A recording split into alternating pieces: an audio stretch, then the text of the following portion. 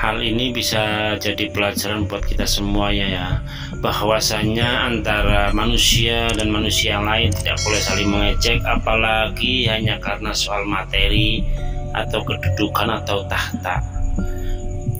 Di video kali ini saya akan berbagi cerita tentang seseorang mahasiswi yang dimana anak ini sering telat bayar bulanan karena ekonomi yang menengah ke bawah, yang menyebabkan oleh teman-temannya ini diejek, dibully, dihina sampai habis-habisan lah. Ya, kalau menurut saya sih ya udah sama-sama besarnya lah, udah sama-sama gede, kan udah di bangku kuliahan, mestinya ya umurnya udah 23, udah dewasa lah, udah masa-masa dewasa. Jadi introspeksi dirilah, kamu saja masih makan uang orang tua, harta orang tua, kok bisa-bisanya masih ngecek temen kalian. Ya ini nasibnya begini jadinya kalau kalian mengecek teman, terus teman yang diecek itu jadinya minder atau bagaimana. Seperti halnya Mbak Siti,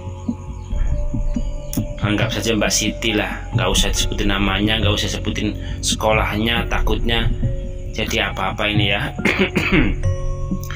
Iya, jadi si Siti ini selalu dihina dan dibully dan diejek, dicemooh oleh teman-teman karena kehidupannya yang sangat miskin. Tetapi dia bertekad dan tujuan pengen dapat gelar mahasiswa untuk membahagiakan kedua orang tuanya. Akan tetapi ketika dalam proses belajarnya, si Siti dapat hinaan, bulian dari teman-teman yang mengakibatkan pada suatu hari dia frustasi. Dia hampir hilang rasa kepercayaan dirinya.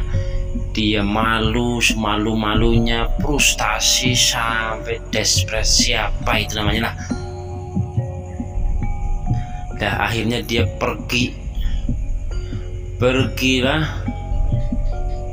ke suatu tempat yang dimana dia akan melakukan eksekusi. Ini bukan eksekusi pada orang-orang yang mengejek ya, tetapi ini eksekusi terhadap dirinya sendiri. Beliau itu pergi ke rel kereta api yang dimana di situ tempatnya sepi sekali, bukan di dekat pos itu namanya pos kereta api, bukan, tapi dia dekat pesawahan lah. Yang namanya jalur kereta api kan ada yang ramai, ada yang sepi. Itu bertempat di tempat yang sangat-sangat sepi. Dia membaringkan tubuhnya di atas jalan kereta api sambil ya pasrah lah namanya, daripada di sekolah cuma dibully, sama gurunya pun diminta uang terus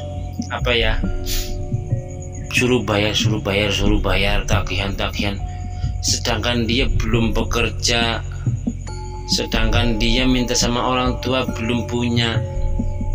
Ya kalau zaman sekarang bisa pakai online, pakai jualan baju online lah, macam-macam sekarang banyak bisa.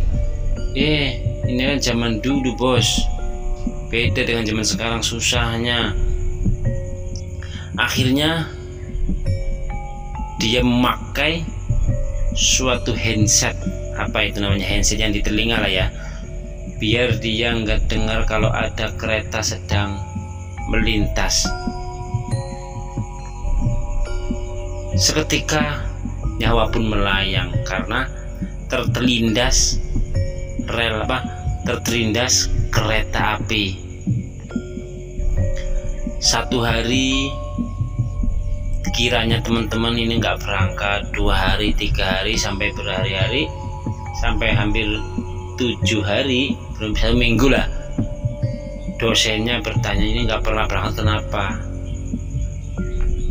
Terus dicarilah ke rumahnya, orang tuanya itu nggak ada, orang tuanya nggak ada di rumah, ternyata sedang berangkat ke sekolah, ke kuliahan, ke asrama. Mau bertanya anak saya kok nggak pulang-pulang, ternyata hilang anaknya.